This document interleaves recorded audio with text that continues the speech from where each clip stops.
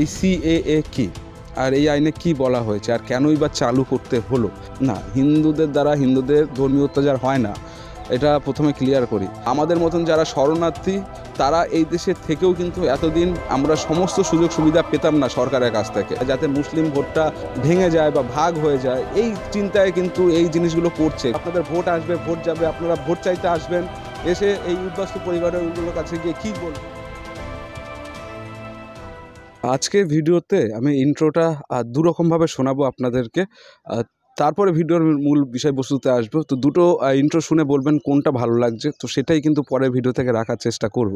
তো প্রথমে আমি যেটা ইন্ট্রো দিতাম সেটা হলো, hey everyone, welcome back to my another blog, this is Chandan and you are watching blogging Duniya. আর এখন যেটা রাখবো ভাবছি সেটা হলো, নমস্কার, আপনারা দেখছেন ব্লগিং দুনিয়া, আমি চন্দন, আর আপনাদেরকে আরও একটা নতুন ভিডিওতে স্বাগত করছি। তো দুটোর মধ্যে কোনটা বেস্ট লাগছে অবশ্যই জানাবেন। এবারে আসি, আপনারা যেটা থাম্বনেল দেখে ভিডিও দেখতে এসছেন, যে ভারতে যে আইনটা চালু হলো সিএএ, এটাতে কি মুসলিমদের তাড়িয়ে দেওয়া হবে, বা মুসলিমদের কি জেলে বন্দি করা হবে, অথবা মুসলিমদের কি অত্যাচার করা হবে? তো সেই সমস্ত বিষয়ের উপরে আজকের এই ভিডিও। আপনারা অবশ্যই ভিডিওটা শেষ অবধি থাকবেন। আমি খুব সহজভাবে বিষয়বস্তুটা বোঝানোর চেষ্টা করব, আর যতটা বোঝাবো, যা বলবো পুরোটাই একদম 100% সঠিক, এর বাইরে কিছু নেই। তো অনেকেই আমাকে কমেন্টে জানিয়েছেন, মেসেজ করে জানিয়েছেন যে আপনি সিএ এর ব্যাপারে কিছু কেন বলছেন না, ভারত থেকে মুসলিমদের তাড়িয়ে দেওয়া হচ্ছে, আপনারা কেন কিছু বলছেন না। আবার অনেকে বলেছেন যে এই ব্যাপারে তোমাকে ক্লিয়ার করা দরকার, যেহেতু তুমি ইন্ডিয়ান, তোমাকে সিএ এর ব্যাপারে ক্লিয়ার করা দরকার, কি আছে কি নেই। পুরো বিল পড়ার মতো মেধা আমার নেই, বা পুরো বিল আমি পড়িনি, তবে বিলের যে মূল বিষয়বস্তু সেটা জেনেছি, পড়েছি। তো সেই বিষয়বস্তুটাই আপনাদেরকে জানাবো। আর এটা জানার পরে আপনারা, আশা করি, সমস্ত যে মাথার মধ্যে যে ব্যাপারগুলো ঘুরছে সেগুলো কিন্তু আপনাদের মাথা থেকে ক্লিয়ার হয়ে যাবে। তো এবার আসি, এই সিএএ কি, আর এই আইনে কি বলা হয়েছে, আর কেনই বা চালু করতে হলো। তো সিএএ এই নামটার মধ্যেই কিন্তু পুরো উত্তরটা আপনারা পেয়ে যাবেন, একটু যদি ভালো করে দেখেন। তারপরেও আমি বলে রাখি, অনেকে হয়তো জানেন না, সিএএ এর ফুল ফর্ম হচ্ছে সিটিজেনশিপ অ্যামেন্ডমেন্ট অ্যাক্ট।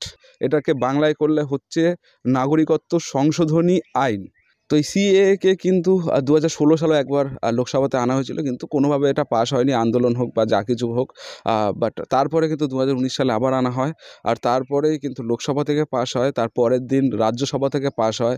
আর বিলটা পাস হওয়ার পরে যখন আমাদের প্রেসিডেন্টের কাছে যায়, তখন তিনি যখন সম্মতি জানিয়েছেন, সেটা কিন্তু বিলটা অ্যাক্ট হয়ে গেছে। তো সেটা হচ্ছে 2019 সালে। আর এই 19 সাল থেকে 24 সাল অবধি অনেকটা একটা লম্বা সময় কিন্তু বিলটা কার্যকর করা হয়নি। তো কেন হয়নি সেটা ভারত সরকার জানিয়েছে, যে করোনার জন্য, বা এই যে সিচুয়েশান ছিল সেই 20 পর থেকে, সেই সিচুয়েশানের জন্য কার্যকর করা হয়নি। তো আপাতত এই 2-4 দিন আগে বিলটাকে কার্যকর করা হয়েছে। আর কার্যকর হওয়ার পর থেকেই বিভিন্ন রকম মহল থেকে বিভিন্ন রকম প্রশ্ন উঠছে, কেউ সমর্থন করছেন, কেউ বিরোধিতা করছেন। যেহেতু সামনে ভোট, তো রাজনীতির নেতারা কিন্তু এই ব্যাপারটাকে নিয়ে অনেক অনেক বেশি হাইপ সৃষ্টি করে দিয়েছে। তো এবারে আমি আপনাদের কাছে ব্যাপারটা পুরো ক্লিয়ার করে দিচ্ছি। এই ভিডিও দেখার পরে আমার মনে হয় না আর কিছু আপনাদের জানা দরকার।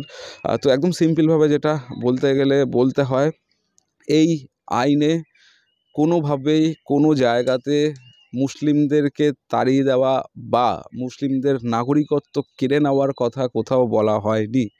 এটা একদম ক্লিয়ার, 100% সঠিক, আর এটা আপনাদেরকে জানা উচিত। এই আইনে কি বলা হয়েছে? এই আইনে বলা হয়েছে 1947 বা তার পরবর্তী সময়ে, বা 1971 বা তার পরবর্তী সময়ে, 2014-এর 31শে ডিসেম্বরের আগে অবধি আফগানিস্তান, বাংলাদেশ আর হচ্ছে পাকিস্তান, এই 3টে দেশকে মেনশন করেছে ওই বিলে, ওই আইনে। সেটা হচ্ছে আফগানিস্তান, বাংলাদেশ, পাকিস্তান। এই 3টে দেশ থেকে সেই দেশের সংখ্যালঘু যারা ধর্মীয় কারণে বা ধর্মীয় অত্যাচারে, শিখ, বৌদ্ধ, খ্রিস্টান, হিন্দু, জৈন, পার্সি, এই যারা আছে, মানে মুসলিম বাদ দিয়ে, তাদেরকে 2014-এর আগে যারা এসছেন এই দেশে, তাদেরকে নাগরিকত্ব দেওয়া হবে। তো এবার আপনাদের মনে প্রশ্ন জাগবে, তাহলে মুসলিমদের কেন না? তো ভারত সরকারের কথা অনুযায়ী আফগানিস্তান, পাকিস্তান আর বাংলাদেশ হচ্ছে স্বঘোষিত মুসলিম রাষ্ট্র। তো এই তিনটে দেশ যেহেতু মুসলিম রাষ্ট্র, সেহেতু কোনো মুসলিম ওই দেশ থেকে কিন্তু ধর্মীয় অত্যাচারের কারণে এখানে শরণ নেবে না। তার জন্য এই তিনটে দেশের মুসলিমকে বাদ রাখা হয়েছে। ধরুন ভারতটা হিন্দু রাষ্ট্র ঘোষণা হয়ে গেছে বা ঘোষণা হওয়া আছে আগে থেকে, তো এখান থেকে যদি কোনো হিন্দু বাংলাদেশে গিয়ে থাকলো, সে কি অত্যাচারে গেছে? না, হিন্দুদের দ্বারা হিন্দুদের ধর্মীয় অত্যাচার হয় না, এটা প্রথমে ক্লিয়ার করি। তেমনই বাংলাদেশ, আফগানিস্তান, পাকিস্তান যেহেতু স্বঘোষিত মুসলিম কান্ট্রি, তো সেখান থেকে কিন্তু মুসলিমরা ধর্মীয় অত্যাচারে এদেশে আসবে না।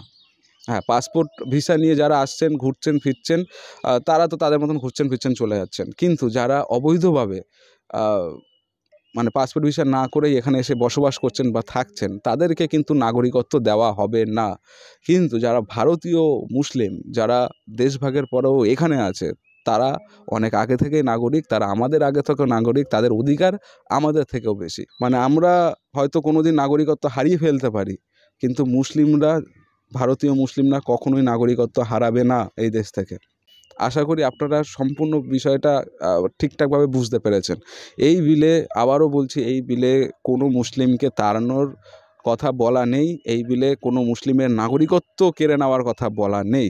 এই বিলে শুধুমাত্র যারা আমরা শরণার্থী, যারা একসময় পূর্ব পাকিস্তান হোক বা পাকিস্তান হোক বা আফগানিস্তান হোক, সেখান থেকে সংখ্যালঘুরা যারা চলে এসেছিলেন, এই দেশে শরণ নিয়েছিলেন, তাদেরকে নাগরিকত্ব দেওয়ার। এইবারে এই নাগরিকত্ব হঠাৎ করে দিতে হলো কেন? আপনারা হয়তো অনেকেই জানেন না যে যখন পাসপোর্ট করতে যাই আমরা, আমার তো নিজস্ব পাসপোর্ট আছে, তো আমি যখন পাসপোর্ট করতে গিয়েছিলাম তখন আমার যে সমস্যাটার সম্মুখীন হতে হয়েছিল, মানে সমস্যা না, মানে আমাকে যেটা বলা হয়েছিল সেটা হচ্ছে 1971-এর আগের জমির দলিল আনতে। অর্থাৎ আমি কতদিন আগে থেকে এই দেশে বসবাস করছি সেটার একটা প্রুফ। আমার যদি 1971-এর আগে জমির দলিল না থাকতো, আমার কিন্তু পাসপোর্ট হতো না। এই এমপি ভোট বা লোকসভা ভোটে যারা লড়াই করেন, তাদেরও কিন্তু 1971-এর আগের জমির দলিল দেখাতে হয়। তো এই নাগরিকত্ব দেওয়ার ফলে আমরা, যেহেতু আমরা অনেক আগে এখানে বসবাস করছি, কিন্তু আমাদের পরে যারা এসেছিলেন তারা কিন্তু এই সুযোগ সুবিধাটা পাবেন। তাদের পাসপোর্ট করতে গেলে 1971-এর জমির দলিল দেখাতে হবে না, শুধুমাত্র ওই নাগরিকত্বের সার্টিফিকেট দেখালে হবে। তারা ওই সার্টিফিকেট দেখেই কিন্তু এমপি ভোট, এমএলএ ভোটে নির্বাচন করতে পারবেন, এতদিন যেটা পারতেন না। এটা বুঝতে পারছেন যে কেন দরকার ছিল এই নাগরিকত্ব? মানে আমরা বা আমাদের মতন যারা শরণার্থী, তারা এই দেশের থেকেও কিন্তু এতদিন আমরা সমস্ত সুযোগ সুবিধা পেতাম না সরকারের কাছ থেকে। হ্যাঁ, ভোটার কার্ড ছিল, আধার কার্ড ছিল, সমস্ত ছিল, কিন্তু তারপরেও এই দেশের স্থায়ী নাগরিক কিন্তু ছিলাম না। মানে যারা রিসেন্ট এসছে, আমরা তো অনেক আগে, যেহেতু আমরা 1950-এর সময় এসেছি, তো সেই সময় একটা আইন করে যারা যারা ছিল এখানে তাদের সবাইকে নাগরিকত্ব দেওয়া হয়েছিল। কিন্তু তারপর থেকে যারাই এসছেন, যারাই ওই দেশ থেকে এই দেশে এসছেন 2014-এর আগে অবধি, তাদেরকে নতুনভাবে নাগরিকত্ব দেওয়া হলো। আর এতে কিন্তু আমরা বা আমাদের মতন উদ্বাস্তু যেসব পরিবার বা শরণার্থী পরিবার, তারাই কিন্তু ভীষণ খুশি। আর এই খুশিতে একটা বাধা হয়ে দাঁড়াচ্ছে কিছু রাজনৈতিক নেতারা, আর যার কারণে সেই সব রাজনৈতিক দল বা নেতাদের উপর কিন্তু আমাদের বিশ্বাস হারিয়ে ফেলছি। এটা একদম পরিষ্কার বলে দিলাম, কারণ আমরা যেখানে নাগরিকত্ব পাচ্ছি, আমরা যেখানে সমস্ত সুযোগ সুবিধা পাবো, এরকম একটা জায়গায় যাচ্ছি, সেখানে যারা বিরোধিতা করছেন তারা কিন্তু আমাদের চোখে শত্রুই হচ্ছেন, বা আমাদের মতন যারা উদ্বাস্তু পরিবার তাদের চোখে শত্রু হচ্ছেন।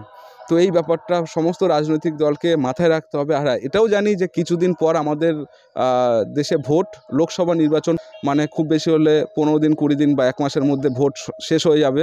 সেই হিসাবে রাজনৈতিক দলের নেতারা সমস্ত কিছু জেনেও কিন্তু তারা এই ব্যাপারটাকে অনেক বেশি ঘোলা করছেন, যাতে ফায়দা তোলা যায়, যাতে মুসলিম ভোটটা ভেঙে যায় বা ভাগ হয়ে যায়। এই চিন্তায় কিন্তু এই জিনিসগুলো করছে, কিন্তু তারা এইটা বুঝতে পারছেন না, যারা শরণার্থী, যারা উদ্বাস্তু, তারা কিন্তু এই ব্যাপারটা ভালোভাবে দেখছেন না।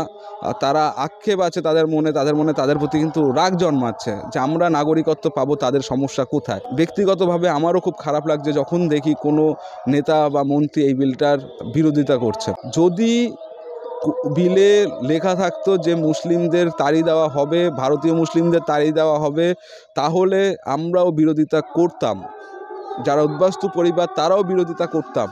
কিন্তু সেখানে কিন্তু এরকম ধরনের কোনো কিছু লেখা নেই।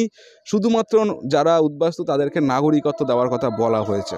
বাংলাদেশের একটা চ্যানেলের একটা ভিডিও দেখলাম, যেখানে কিছু মানুষকে দেখিয়ে বলছে সব মুসলিমদের তাড়িয়ে দেওয়া হচ্ছে, মানে বিভিন্ন রকমভাবে উস্কানিমূলক ভিডিওটা দেখলাম। তো একজন আমাকে জিজ্ঞেস করেছেন, একজন বাংলাদেশি দাদা, যে এটা কি সত্যি? তা আমি তাকে বুঝিয়ে বললাম যে না, এরকম কিছু না, এটা শুধুমাত্র বিলটা নাগরিকত্ব দেওয়ার বিল, কারণ নাগরিকত্ব কেড়ে নেওয়ার বিল না। তো আপনারা যারা যারা ভিডিও দেখছেন বাংলাদেশ থেকে, আপনারা যদি আমাকে বিশ্বাস করে থাকেন, আপনাদেরকে আশ্বস্ত করছি, আপনাদের মুসলিম ভাই বোন যারা ভারতীয়, তাদের উপরে কোনো আঘাত আসবে না। আমাদেরকে তাড়িয়ে দিতে পারে কদিন পরে, কিন্তু তাদেরকে কখনোই তাড়ানো হবে না। তারা এখানে প্রকৃত বাসিন্দা, তারা আমাদের আগে থেকে বাসিন্দা, তারা এই দেশের অনেক আগে থেকে নাগরিক, আমাদের থেকে অনেক বেশি অধিকার তাদের। কোনো ধরনের কোনো নেতার কথায় কান দিয়ে আপনারা কখনোই এই বিলটার বিরোধিতা করবেন না, কেউই করবেন না। তাহলে অবশ্যই আমাদের চোখে যারা শরণার্থী, যারা উদ্বাস্তু, তাদের চোখে আপনারা খারাপ হবেন। এখানে কোনো ধর্মীয় ভেদাভেদ নেই এই বিলের মধ্যে। এই বিলের মধ্যে কোনো রকম কোনো হিন্দু মুসলিমের বিভেদ করার মতন কিছু নেই। শুধুমাত্র আমাদের নাগরিকত্ব দেবে। আর এটা আমরা খুব খুশি যে আমাদেরকে পাসপোর্ট করতে গেলে আর 1971-এর আগের জমিল দলিল দেখাতে হবে না। আমাদেরকে ভোটের নির্বাচনে যদি আমি এমপি এমএলএ ভোটে নির্বাচন করতে যাই, আমরা সহজভাবে নির্বাচন করতে পারবো। আমরা দেশের বিভিন্ন জায়গায় গিয়ে ব্যবসা করতে পারবো, আমাদের কোনো রকম সমস্যা হবে না। এই দিক থেকে আমরা অনেক বেশি খুশি। আর ভারতের মুসলিমরাও এর জন্য অনেক বেশি খুশি। আমি পার্সোনালি অনেক মুসলিম ভাই ব্রাদারের সঙ্গে আমি কথা বলেছি, তারা বলেছেন আমরাও খুশি, কারণ তাদের মনে কোনো রকম ভয় নেই। তারা আমাদের বাপ ঠাকুরদা আসার আগেও তার বাপ ঠাকুরদারা এখানেই থাকতো, তাই তারা মুসলিম, তারা ভারতীয় মুসলিম। তো তাদের কিন্তু মনে ভয় নেই। তারা বলছে আরে ভাই তোরা চলে যাবি কিন্তু আমরা যাব না। আমি বললাম হ্যাঁ, এটা ঠিক যে আমরা চলে যেতে পারি, আমাদের তাড়িয়ে দিতে পারে, কিন্তু তোরা কখনো যাবি না। তো সেই দিক থেকে তারাও কিন্তু অনেক বেশি কনফিডেন্ট। আর আপনাদেরও বলবো, আপনারাও কনফিডেন্ট থাকুন, এখানে কারো নাগরিকত্ব কারার কথা বলছে না। আশা করি বোঝাতে পেরেছি। আর যদি আপনাদের কারো দোষ দিতে হয়, তাহলে কাদের দেবেন? যারা দেশটাকে ধর্মের ভিত্তিতে ভাগ করেছিল। আপনারা একটা ব্যাপার একটু লক্ষ্য করে দেখবেন যে ভাগ কিন্তু পুরো দেশ করেনি, ভাগ করেছিল দুটো এলাকা, একটা হচ্ছে পাঞ্জাবের আর একটা হচ্ছে বাংলা। তো এই দুটো এলাকা ভাগ করার কারণ কি, কখনো যদি কেউ জানার চেষ্টা করেন দেখবেন সবথেকে বেশি আন্দোলন ব্রিটিশদের বিরুদ্ধে এই দুটো জায়গা থেকে হয়েছিল, বাঙাল থেকে আর পাঞ্জাব থেকে। তার জন্য ব্রিটিশরা কিন্তু খুব প্ল্যান মাফিক এই জিনিসটাকে ভাগ করে দিয়েছে, এই দুটো স্টেটকে ভাগ করে দিয়েছে। আর আজকে আমরা ধর্মের ভিত্তিতে সেই 1947-এর পর থেকে লড়ে আসছি, এখনও লড়ে যাচ্ছি। কোনো কিছু ভালো আসলেও আমরা তার মধ্যে ধর্ম খুঁজছি, আর যেটা খোঁজা একদমই উচিত না। যারা যেসব রাজনৈতিক দল, আপনাদের ভোট আসবে, ভোট যাবে, আপনারা ভোট চাইতে আসবেন, এসে এই উদ্বাস্তু পরিবারগুলোর কাছে গিয়ে কী বলবেন যে আপনি আপনাদেরকে নাগরিকত্ব দেওয়ার যে আইন তার বিরোধিতা করছে, আপনারা ভোট দিন না। আপনারা অবশ্যই বিরোধিতা করুন, অন্য ব্যাপারে বিরোধিতা করুন, যেখানে দেখবেন হিন্দু মুসলিমের দ্বন্দ্ব হওয়ার মতন কিছু আছে সেই সব ব্যাপারে বিরোধিতা করুন, আমরা আপনাদের সঙ্গে থাকবো। কিন্তু দয়া করে এই বিলটার বিরোধিতা করবেন না। আর ভারত সরকার জানিয়েও দিয়েছেন যে এই বিল কখনোই ফেরত নেবে না। তো আপনাদের যদি আরও মনে যদি কোনো প্রশ্ন থাকে, তাহলে অবশ্যই কমেন্ট বক্স খোলা থাকবে, ওখানে কমেন্ট করবেন, আমি আমার সাধ্য মতন জবাব দেওয়ার চেষ্টা করব। আমি মন থেকে ভারত সরকারকে ধন্যবাদ জানাচ্ছি, আর মুসলিম ভাইদেরও ধন্যবাদ জানাচ্ছি যে তারাও আমাদের এই বিলটাকে ওয়েলকাম করেছে। তারাও এই বিলটা এসেছে শুনে কিন্তু অনেক বেশি খুশি হয়েছে। খুশি শুধু হয়নি, কিছু স্বার্থলোভী নেতা, কিছু রাজনৈতিক নেতা যারা মোটামুটি এই ব্যাপারটাকে জিয়ে রেখে কিছু ভোট তাদের ঝুলিতে ভরে নিতে চাইছেন। আমি বলবো আপনারা সবাই নিশ্চিন্তে থাকুন, ভালো থাকুন, সুস্থ থাকুন, আর ব্লগিং দুনিয়া দেখতে থাকুন। মন থেকে অনেক অনেক ধন্যবাদ ভারত সরকারকে, যে আমাদেরকে বা আমাদের মতন উদ্বাস্তু পরিবারকে নাগরিকত্ব ফাইনালি দেওয়ার জন্য। ভীষণ খুশি আমরা, ভীষণ খুশি। টাটা, ভালো থাকুন।